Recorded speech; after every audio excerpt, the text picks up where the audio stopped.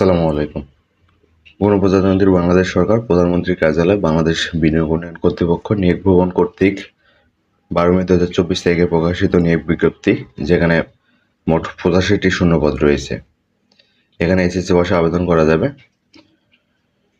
তো স্বাগতম easy news BD চ্যানেলের আরও একটি নতুন ভিডিওতে। আজকে ভিডিওতে থাকছে বিনিয়োগ উন্নয়ন কর্তৃপক্ষ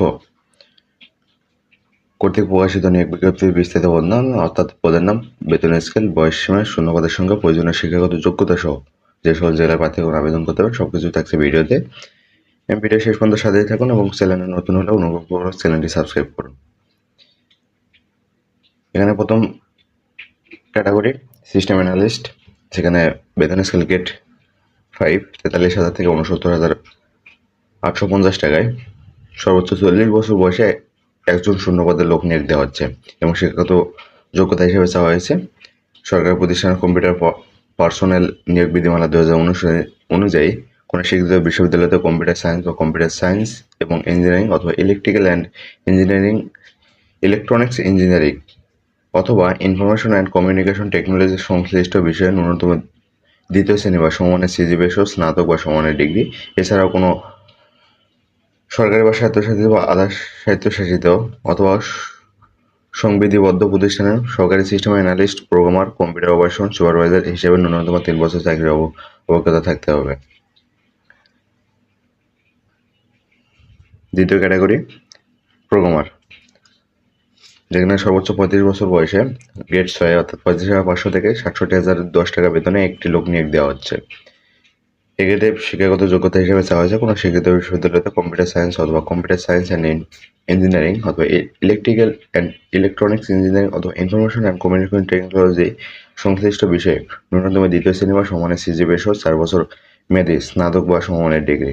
এছাড়াও কোনো সরকারি বা স্বায়ত্তশাসিত বা আধা স্বায়ত্তশাসিত অথবা সংবিধিবদ্ধ প্রতিষ্ঠানের সিনিয়র কম্পিউটার অপারেটর বা সহকারী প্রোগ্রামার অথবা সহকারী রক্ষণাবেক্ষণ প্রকৌশলী হিসেবে ন্যূনতম 4 বছরের চাকরির অভিজ্ঞতার প্রয়োজন রয়েছে। পরবর্তী পদটি সহকারী পরিচালক পদে 5 জন লোক নিয়োগ দেওয়া হচ্ছে, যেখানে বেতন স্কেল গেট 9 22,000 থেকে 53,060 এবং বয়স সর্বোচ্চ 30 বছর। এক্ষেত্রে শিক্ষাগত যোগ্যতা হিসেবে চাওয়া হয়েছে কোনো স্বীকৃত বিশ্ববিদ্যালয়তে ন্যূনতম দ্বিতীয় শ্রেণী বা সমানের সিজিপিএতে স্নাতক বা ডিগ্রি অথবা ন্যূনতম দ্বিতীয় শ্রেণী বা সমমানের সিজিপিএতে স্নাতকোত্তর ডিগ্রি। এছাড়া এমএস অফিস পরিচালনার দক্ষতা এবং শিক্ষা জীবনে কোনো স্তরে একাধিক তৃতীয় শ্রেণী বা বিভাগ বা সমানের সিজিপিএ বা জিপিএ গ্রহণযোগ্য নয়। পরবর্তী ক্যাটাগরি হিসাবরক্ষণ কর্মকর্তায়, এখানে 30 বছর বয়সে একজন লোক নিয়োগ দেওয়া হচ্ছে, যার বেতন স্কেল গেট 9 22,000 থেকে 53,060 এবং শিক্ষাগত যোগ্যতা হিসেবে চাওয়া হয়েছে কোনো স্বীকৃত বিশ্ববিদ্যালয়তে বাণিজ্যের কোনো বিষয়ে ন্যূনতম দ্বিতীয় শ্রেণী বা সমানের সিজিপিএতে স্নাতক ডিগ্রি অথবা ন্যূনতম দ্বিতীয় শ্রেণী বা সমানের সিজিপিএতে স্নাতকোত্তর ডিগ্রি। এছাড়া এমএস অফিস পরিচালনার দক্ষতা এবং শিক্ষা জীবনের কোনো স্তরে একাধিক শ্রেণী বা বিভাগ অথবা সমানের সিজিপিএ বা জিপিএ গ্রহণযোগ্য হবে না। এছাড়াও জনসংযোগ কর্মকর্তায় একজন লোক নিয়োগ দেওয়া হচ্ছে, যেখানে বয়স সর্বোচ্চ 30 বছর এবং বেতন স্কেল গ্রেড 9। শিক্ষাগত যোগ্যতা হিসেবে কোনো স্বীকৃত বিশ্ববিদ্যালয়তে পাবলিক রিলেশনস ও যোগাযোগ ও সাংবাদিকতা, আন্তর্জাতিক সম্পর্ক বা ইংরেজি বিষয়ে ন্যূনতম দ্বিতীয় শ্রেণী বা সমানের সিজিপিএতে স্নাতক ডিগ্রি অথবা ন্যূনতম দ্বিতীয় শ্রেণী বা সমানের সিজিপিএতে স্নাতকোত্তর ডিগ্রি। এছাড়া এমএস অফিস পরিচালনার দক্ষতা থাকতে হবে। শিক্ষা জীবনে কোনো স্তরে তৃতীয় শ্রেণী বা বিভাগ গ্রহণযোগ্য হবে না। পরবর্তী ক্যাটাগরি সহকারী প্রোগ্রামার, যেখানে বয়স সর্বোচ্চ 30 বছর। এক্ষেত্রে একটি পদে লোক নিয়োগ দেওয়া হচ্ছে 9তম বেতন গ্রেডে অর্থাৎ 22,000 থেকে 53,060 টাকা বেতনে। এক্ষেত্রে শিক্ষাগত যোগ্যতা হিসেবে চাওয়া হচ্ছে কোনো স্বীকৃত বিশ্ববিদ্যালয়তে কম্পিউটার সায়েন্স এবং ইঞ্জিনিয়ারিং অথবা ইলেকট্রিক্যাল অ্যান্ড ইলেকট্রনিক্স ইঞ্জিনিয়ারিং অথবা ইনফরমেশন অ্যান্ড কমিউনিকেশন টেকনোলজি সংশ্লিষ্ট বিষয়ে ন্যূনতম দ্বিতীয় শ্রেণী বা সমমানের সিজিপিএ সহ স্নাতক বা সমমানের ডিগ্রি। এছাড়াও ফোরম্যান পদে সর্বোচ্চ বয়স হিসেবে চাওয়া হয়েছে 30 বছর, যেখানে একটি শূন্যপদে লোক নিয়োগ দেওয়া হচ্ছে এবং বেতন স্কেল গ্রেড 10 16,000 থেকে 38,640। এক্ষেত্রে শিক্ষাগত যোগ্যতা হিসেবে চাওয়া হচ্ছে কোনো স্বীকৃত ইনস্টিটিউট বা প্রতিষ্ঠান অটোমোবাইল ইঞ্জিনিয়ারিং 4 বছর মেয়াদী ডিপ্লোমা ডিগ্রি। এছাড়া এমএস অফিস পরিচালনার দক্ষতা এবং শিক্ষা জীবনে কোনো স্তরে একাধিক তৃতীয় শ্রেণী বা বিভাগ বা সমানের সিজিপিএ বা জিপিএ গ্রহণযোগ্য নয়। এছাড়াও মেইনটেনেন্স সহকারী পদে একজন লোক নিয়োগ দেওয়া হচ্ছে, যেখানে বেতন স্কেল গেট 12 অর্থাৎ 11,300 থেকে 7,300 এবং বয়স সর্বোচ্চ 30 বছর। এই গেটেও শিক্ষাগত যোগ্যতা হিসাবে চাওয়া হয়েছে কোনো স্বীকৃত ইনস্টিটিউট বা প্রতিষ্ঠান হতে কম্পিউটার ইঞ্জিনিয়ারিং বিষয়ে ন্যূনতম দ্বিতীয় শ্রেণী বা সমমানের সিজিপিএতে ডিপ্লোমা ডিগ্রি, কম্পিউটার হার্ডওয়্যার ও সফটওয়্যার পরিচালনার দক্ষতা এবং শিক্ষা জীবনে কোনো স্তরে একাধিক তৃতীয় শ্রেণী বা বিভাগ বা সমমানের সিজিপিএ বা জিপিএ গ্রহণযোগ্য নয়।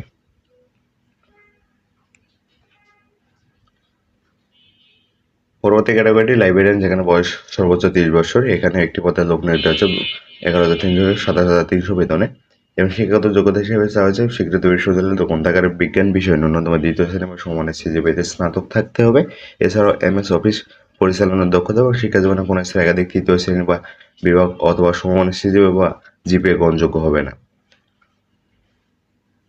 পরবর্তী ক্যাটাগরি অডিটর, এখানেও একটি শূন্যপদের লোক নিয়োগ দেওয়া হচ্ছে 13তম গ্রেড বেতনে অর্থাৎ 11,000 থেকে 26,590 এবং বয়স সর্বোচ্চ 30 বছর। এক্ষেত্রেও শিক্ষাগত যোগ্যতা হিসেবে চাওয়া হয়েছে সিজিপিএতে স্নাতক ডিগ্রি। এছাড়াও এমএস অফিস পরিচালনার দক্ষতা এবং শিক্ষা জীবনে কোনো স্তরে তৃতীয় শ্রেণী গ্রহণযোগ্য নয়।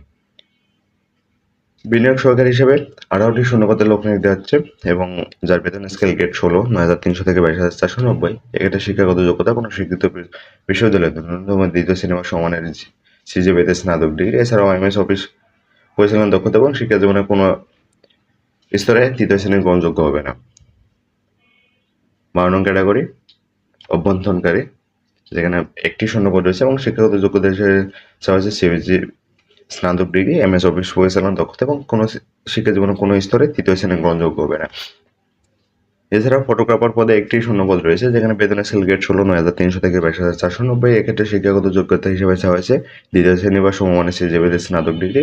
এছাড়াও কোনো স্বীকৃত প্রতিষ্ঠান থেকে ক্যামেরা পরিচালনা ফটোগ্রাফিতে সনদসহ কর্ম অভিজ্ঞতা এবং শিক্ষা জীবনে কোনো স্তরে একাধিক তৃতীয় শ্রেণী বা বিভাগ বা সমানের সিজিপিএ বা জিপিএ গ্রহণযোগ্য নয়। 14 নং ক্যাটাগরি অফিস সহকারী, এখানে শূন্যপদের সংখ্যা রয়েছে একটি এবং বেতন স্কেল গেট 16 9,300 থেকে 22,490 এবং শিক্ষাগত যোগ্যতা হিসেবে চাওয়া হয়েছে দ্বিতীয় শ্রেণী বা সমমানের সিজিপিএতে স্নাতক ডিগ্রি, এমএস অফিস পরিচালনার দক্ষতা, ইংরেজিতে পারদর্শিতা এবং শিক্ষা জীবনে কোনো স্তরে একাধিক তৃতীয় শ্রেণী বা বিভাগ গ্রহণযোগ্য হবে না। এবং সর্বশেষ ক্যাটাগরি অফিস সহায়ক, যেখানে 8,250 থেকে 20,010 টাকা বেতনে 50 জন লোক নিয়োগ দেওয়া হচ্ছে এবং শিক্ষাগত যোগ্যতা হিসেবে চাওয়া হচ্ছে মাধ্যমিক স্কুল সার্টিফিকেট বা সমানের পরীক্ষায় অর্থাৎ এসএসসি পাশে অফিস সহায়ক পদের জন্য আবেদন করা যাবে, যেখানে শূন্যপদের সংখ্যা রয়েছে 50টি। এক্ষেত্রে আবেদনের শর্তাবলী হিসেবে দেওয়া আছে বাংলাদেশের নাগরিক হতে হবে, অর্থাৎ বাংলাদেশের স্থায়ী বাসিন্দা হতে হবে এবং বিদেশি কোনো নাগরিককে বিয়ে করলে বা বিবাহ করতে প্রতিশ্রুতিবদ্ধ হলে তিনি আবেদনের অযোগ্য বলে বিবেচিত হবেন।